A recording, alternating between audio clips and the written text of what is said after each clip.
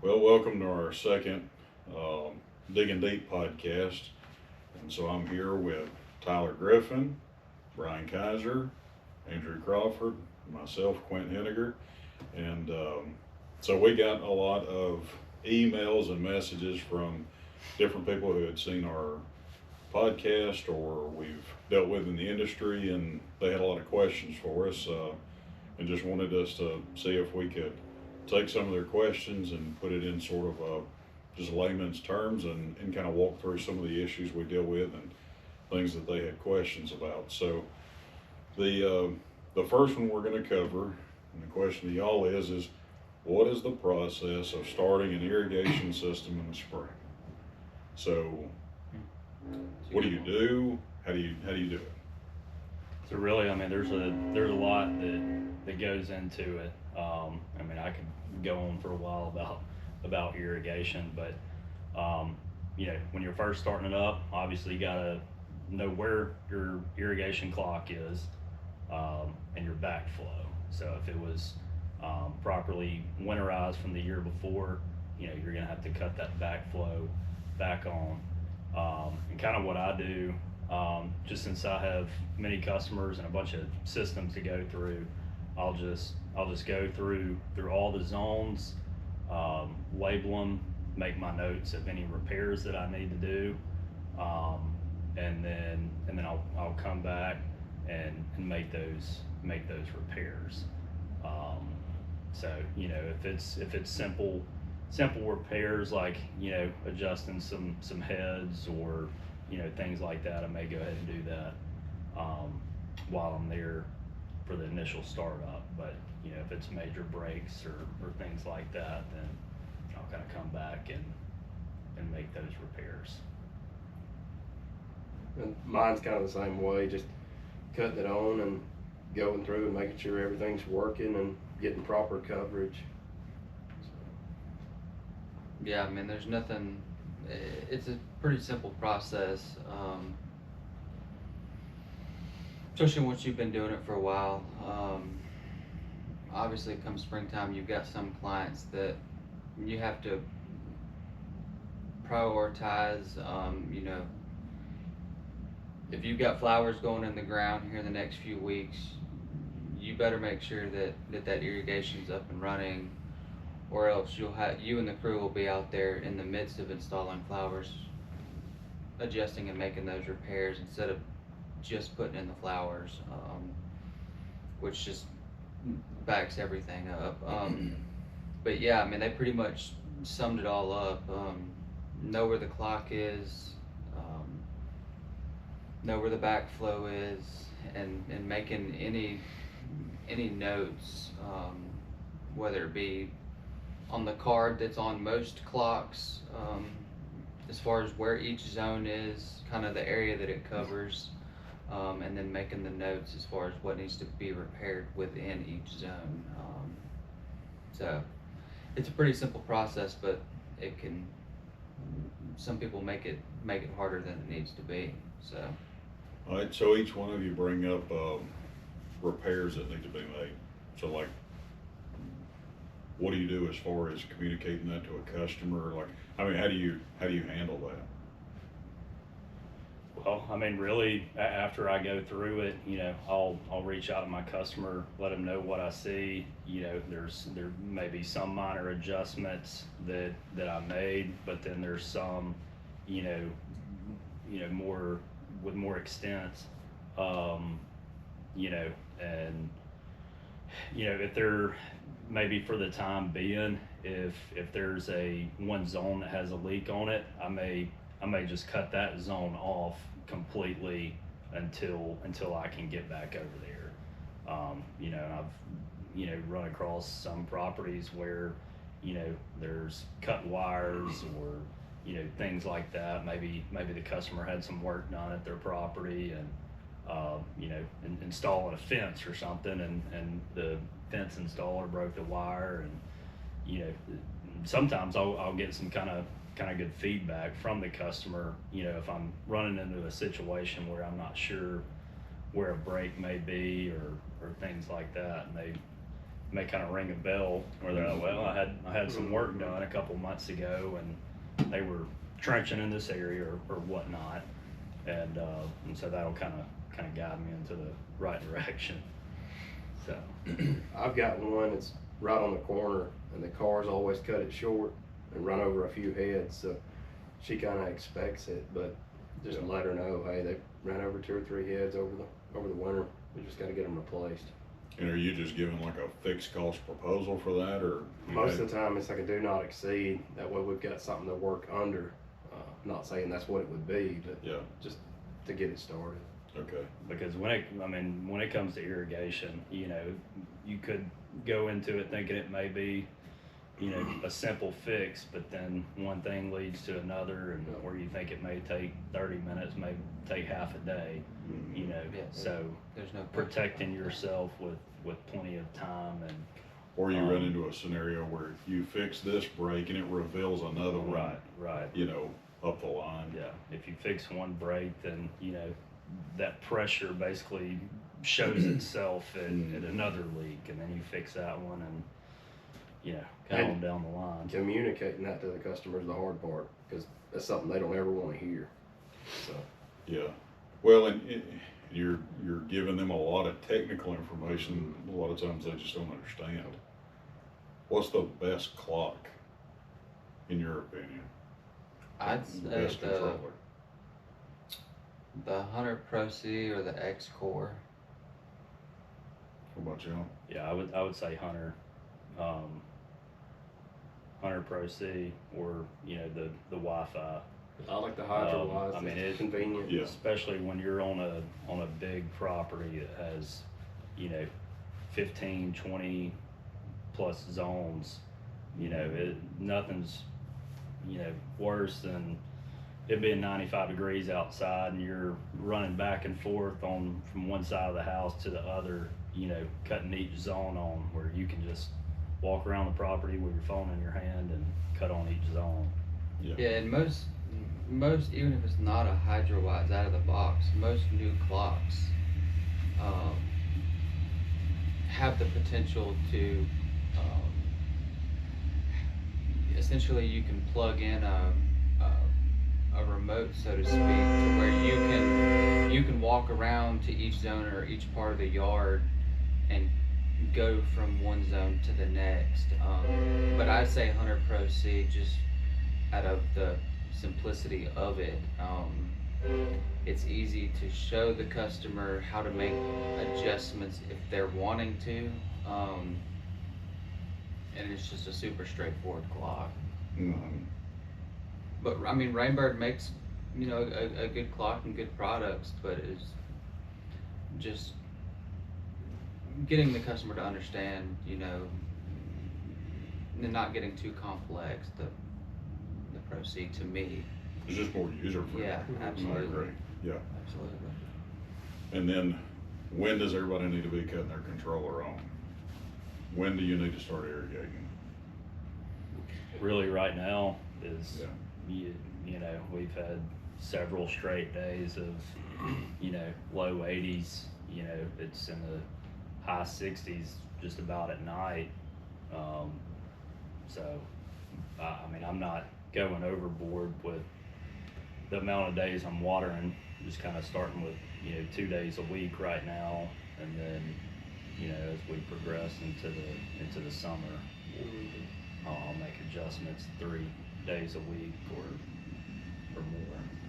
And it's different from year to year. I mean, Sure. it could vary a Yeah. lot, just depending on weather conditions and rainfall. Well, I think it was 2 years ago, we didn't even start thinking about cutting on irrigation or planting flowers till like the end of the second week of May. But here we are, it's third week of April, and it's Time to go. this time, so, yeah. Yeah, I'd say, I mean, about April 15th, April 16th, which is right now, so. Yeah. And making sure that, you know, when you do cut your controller on, you look to see how many days of the week it's currently running for. You know, you don't want to just switch it to run you know, and it be on the same setting that it was back, you know, August. during a drought in August or September. Mhm. So it's not quite as easy as just switching it to run and not checking it. So Well, I reckon y'all answered that pretty well. So, next question is gonna be, so how do you prepare and design flower beds and pots? What goes into the thought of color choices, plant choices, you know, I may get into it a little bit, but sun and shade and preference and all of these different things. How do you take all of those things into account, and then how do you go from an idea all the way to a planted product? I'd say you, obviously, location of the bed or the pot is the first thing that goes into consideration, whether it's full sun, filtered, filtered light, full shade. And then typically, if your client has a preference on a color palette, so to speak, start on pen and paper if you need to. Write that color palette down, whether it be reds, no whites, or stuff like that. And then even sketch up a small design as far as a bed goes. But you always want your taller stuff in the back, and then your more moderate growing stuff in the middle, and then your low sprawling stuff out front Family to photo. give that layering effect. Yeah. Pots, kind of the same thing. You want your taller stuff in the middle, moderate stuff around it, and then your sprawling stuff, vines or whatnot, to be on the outside. I've always been taught in pots, you want your thriller, which is your big, your filler, which is your more moderate, which is just filling in a lot of empty space, and then your spiller, which is your vine type stuff that hangs out and droops over the pot. And it's worked for me for multiple years, so, and I get good feedback, so. Yeah. What else goes into it? I always just start with the customer preference, and then most of the commercial, they don't really care as much, but Yeah. I try to match it, because most of the time it's in front of a sign. Like, try to match it to the sign a little bit. That way you're not just putting something crazy in front of, a weird colored sign. And it just sticks out like a sore thumb. Yeah, and you want some contrast in the bed. I mean, you don't want colors that are gonna clash. So you gotta be a little bit of, use your artistic, I guess, side of your brain. Kind of just play with it. And a lot of times you just know what works through the years, for different locations, and what colors work best together. Yeah. If you've got a customer that's an Alabama fan, or you may end up probably sticking to a bunch of reds and whites, LSU. I mean, you can play off stuff like that, and they really enjoy that and love when you do that type of stuff. So. Yeah. What if the bed doesn't have irrigation? How big of an issue is that? I mean, it can be a big issue. But that's where you maybe take some hardier type plants that, or some flowers, maybe some grasses or things like that, kind of mixing in where it's not going to require as frequent of watering. Really, once you get your flower bed installed, you'll water it every day for about a week, and then kind of after that you may every other day, and then after several weeks should be to a point where you can just water it 2-3 times a week once they really get established. so really just, you know, if you have good access to a water hose, you know, that's a huge part. Yeah. If you have one close by, but really that first week, making sure that they get water just about every day. And just communicating with them, you know, they know there's no irrigation there. They're gonna have to water them, you know, Yeah. for the best results for sure. Yeah, Or- creating a bed, you know, you want a bunch of, whether it be mushroom compost, just a bunch of organic matter, tends to be best. Mm. But once you create a bed, really it's just continuing from year to year to add a little bit of this here and there, and until you know, until you get it right. You can test the bed if you want for different nutrients or whatnot, but your plants will tell you if they're happy or if they're not. So Yeah. you just gotta keep monitoring them.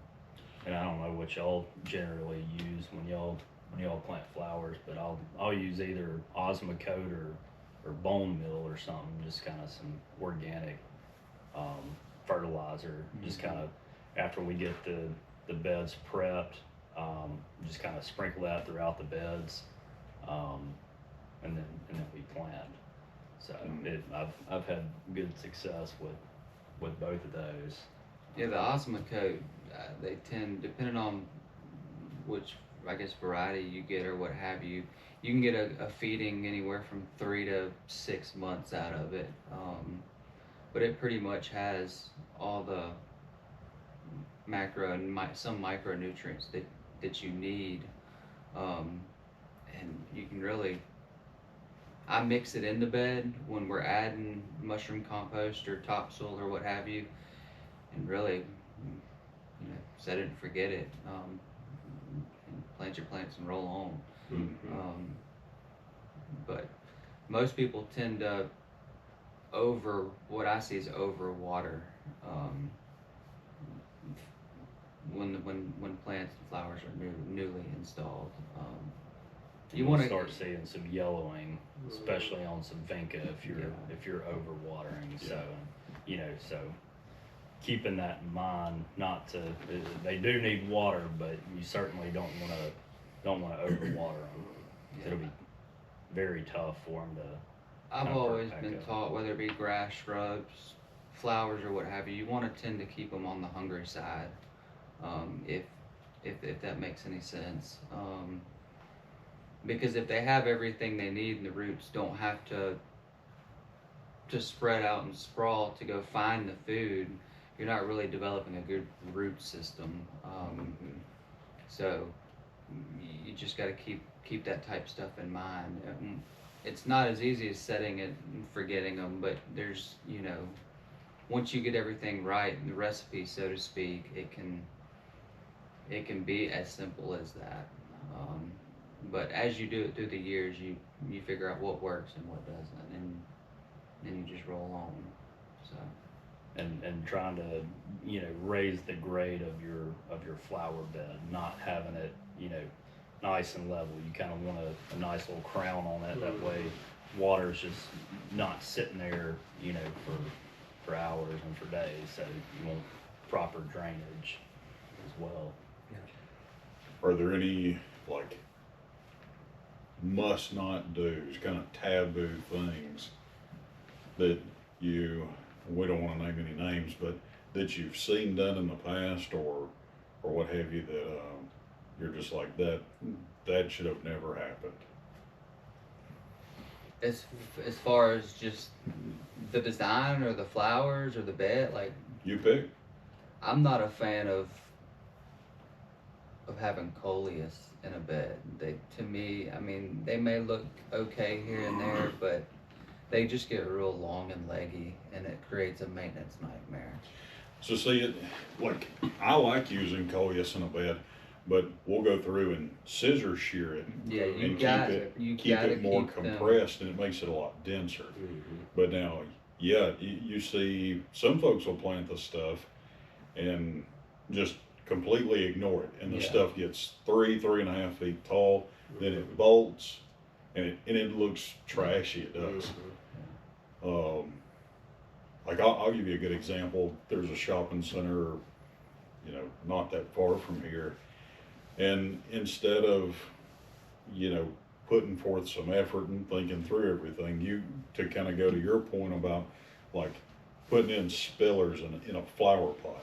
Well, spillers don't have the same effect. You know, a trailing plant really loses its feature when you plant it in the ground. Oh, yeah. And so at the shopping center, kind of at the monument sign down at the intersection, big bed nearly the size of a vehicle was just slammed full of petunias. And it's even with the curb, there's no crown at all. There's, you know, visually it just looked like somebody had, you know, thrown up spaghetti and Fruity Pebbles. Like it didn't look good, you know. Yeah, you don't want sweet potato vine in a bed, Yeah. you know. Because it's everywhere. Yeah. Yeah, That's the main thing I see people not doing is building the bed up yeah, and then going with the wrong plant material. yeah. And the other thing is, you know, you don't want your flowers, you know, planted 3 inches on center, you know, because that can create, you know, fungus issues and things like that. But you certainly don't want them, you know, 2 feet on center either. I know I see a lot of properties where, you know, they'll plant vinca and they're, you know, 18 inches on center, and you know, maybe by the end of the summer they'll be 12 you know inches apart. 12 inches apart, you know. But you know, so just getting the spacing right. And Yeah. most of these plants, if not all of them, in the 4-inch cups or what have you, whatever it may be, have a tag in it. So if you'll do a little bit of due diligence and read the tag, if you're in question, you can't go wrong there. But I'd say on average, 6 to 8 inches on center is pretty standard. I would say within the industry, and even then, as you get, if you have one grouping of flowers or plant material, and then you've got a separate one to the right or left or behind it or whatever it may be, if that plant material gets way bigger than 6 to 8 inches, you want to account for that Yeah. difference in space. You don't want to overcrowd the plant material before it. So Yeah. there's a little bit of thought that goes into it, but just, you don't want to make it too complicated. Generally, whatever the tag says, if it says 8 inches on center, I may do it at, you know, 6 or so, because that 8 inches, you know, is at full, you know, by the end of the growing season maturity, you know. So you don't want to wait until it's time to pull them up for that bed to be nice and full. Well, and with flowers too, you're trying to give it, and it's hard when they go in and they're this big, but you don't want to wait 6 months to get near gratification when, you know, most of your customers are wanting pretty close to instant gratification. So I think that's always something to keep in mind as well. And for pots, you know, they're planted much closer than, But yeah, you know, they're all touching when cram when them in there planted. on top of one another, it Yeah. seems like. Yeah. Which pots, I would say, are an exception. So to kind of finish up flowers, what is your tried and true go-to season after season, year after year, you know, since we're going into warm season, give me your warm season annual that, you know, so long as the customer wants it and or good with it, you're always going to add it because it has always done you right. Which one you going with? For me, it's the spread and Angelonia. Yeah. I've always had really good success with that. You know, you can also get the the upright, which you know The gets Archangel. yeah, Yeah. and you know it gets taller. But I really like the spreading Angeloni. It just fills up the space. I mean, it looks good in beds and pots. I mean, and it has color. You know, pretty much the entire time it's in the ground. So I haven't really had many issues with it. But you know, there's a number of flowers out there that are solid choices. That's kind of my Yeah, I go-to. would say kind of the upright Angeliona, but for sure, to me, you can't go wrong. I seem to always end up with a pocket of lantana somewhere, just because it's hardy. Yep. And it's gonna flower all summer. Yeah, to me, you just like you said, it just always does me right. So, And that'd be mine too, is the lantana, and you can get it in so many colors. yeah. Yeah. There's something for everybody with it. Yeah. I'm prone to, I'll put Whopper begonias Yeah, that's a Mm, good just one too. about anywhere. Mhm. You can get them in red now, you can get them in pink, you can get them in white, and it's big, bulky, you know, it's not the kind of the little shrimpy ones you used to see, you know, 10, 20 years ago. And I'm not putting, I'll put dragon wings in pots and things like that. I really like those, but I'm not putting them in a bed because the first, you know, the first storm in June's going to knock them over. So, but the Whoppers are just big, bulky, you know, good blooms, and they help hold down a bed really well. So, all right, well, so I'm going to give you one more question. Okay, so I think this one's really timely and important to answer. And so this question was really good. It says, what is wrong with my grass? My grass is not as green as my neighbor's, and I don't know what to do. It's kind of a yard by yard, situation by situation. Yeah. I mean, just because you live, you know, on this side of the fence doesn't mean that your soil's the same. Right. The soil could be different. How much shade do you have? Mhm. Are you watering and they're not?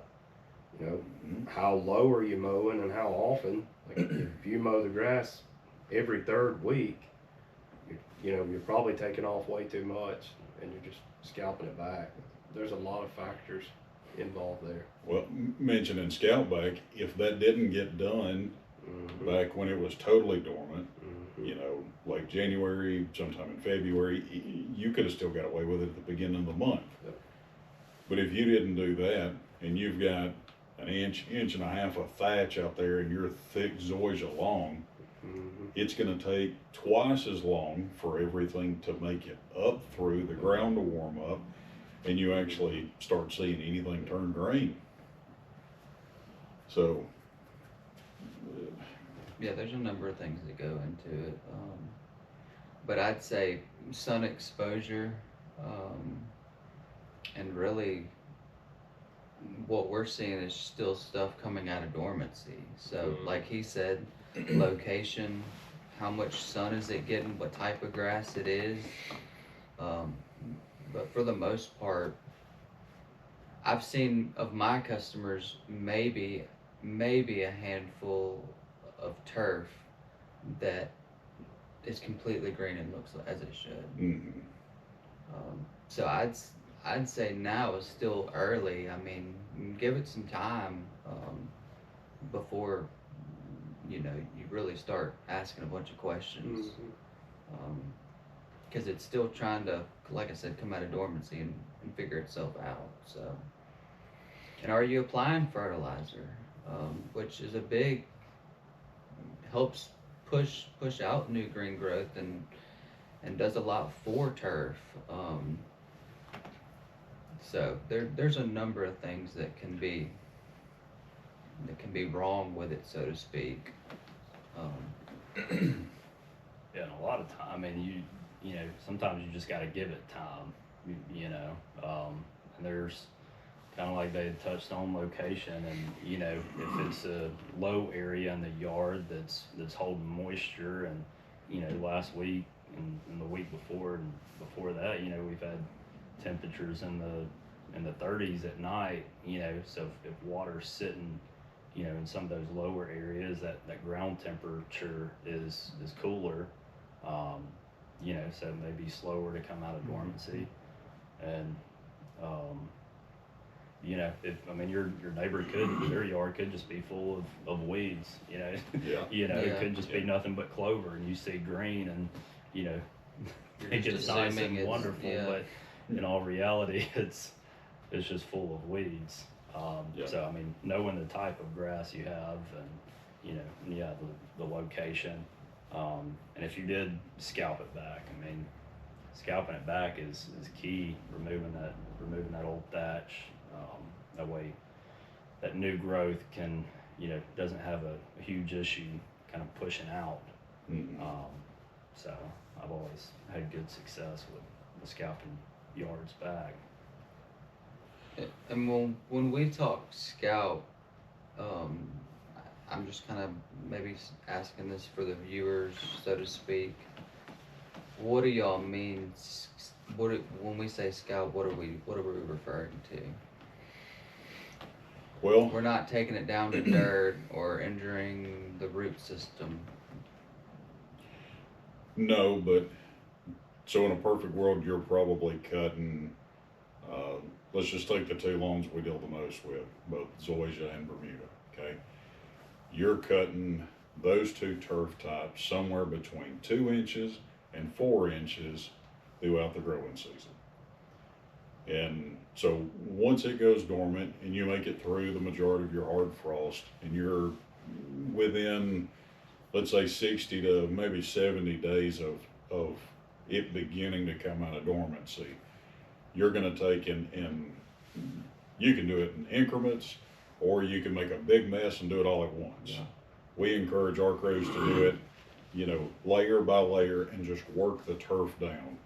And so if you finish the growing season and that turf is between 2 and 4 inches, so let's call it 3, then the next time they cut it, even if it's completely dormant, and some people might think you're crazy because you're cutting grass that's not growing, but we'd tell them take, you know, 1/2 inch to 1 inch off. And so now we've gotten it to 2 inches, already the minimum height that we want it to be at during the growing season. And I would encourage them to see if they could get it down slightly below that. You're not gonna, unless it is a perfectly smooth yard, you're not gonna get the equipment that we use, nor what the yard will allow. You're not gonna get it any lower than 1 inch. You're just not. But if you could get it to 1.5 inches, 1.75 inches, even if you could only get it to 2 inches, you're able to go through and bag up as much as that as you can. You're pulling a lot of the thatch, which is just an old layer of decomposing clippings sitting on top of the soil. And you're just creating, you basically, you have this barrier between the ground and where the actual blades are, but that layer of junk can set up, and there's benefits to it, but when it's getting ready to come out of dormancy, you want to move some of that out of the way. That way your pre-emergent hits the ground. That way the roots are being stimulated by sunlight, and you actually get a legitimate push out of dormancy. Yeah, I mean, other than So it's pretty important. other than the benefits of spring green up, so to speak, you're essentially resetting the height of the turf. That way, come the end of summer, you're not mowing at a 5.5 or 6.6. You know, you don't want your grass almost shin high by the end of growing season, because it's going to be miserable on a homeowner or just any maintenance crew. Especially if you're cutting every other week. Yeah. You don't scalp it back. But I've been told, and correct me if I'm wrong, you do want a little bit of a thatch layer because it gives the turf some rigidity, so to speak. Well, it does that, and it also helps with water retention. But you got to think, Creates as it it, helps. yeah, It's like mulch. and it serves as a weed barrier to Yeah. an extent. So thatch is not, you know, a bad thing or an evil thing, but you know, some people only clean out their beds and get rid of their leaves, like, you know, in one big effort at the end of the year or whatever. The idea is still true. You got to get it out because you're going to build up a whole nother season's worth, you know, when you start cutting grass again. So it's not good to have 3, 4, 5, 6 seasons worth of thatch built up on your lawn. You also create false root, you know, layers in there, and so you just create a lot of problems for yourself if you don't work it out. Too but- much of anything's never a good thing.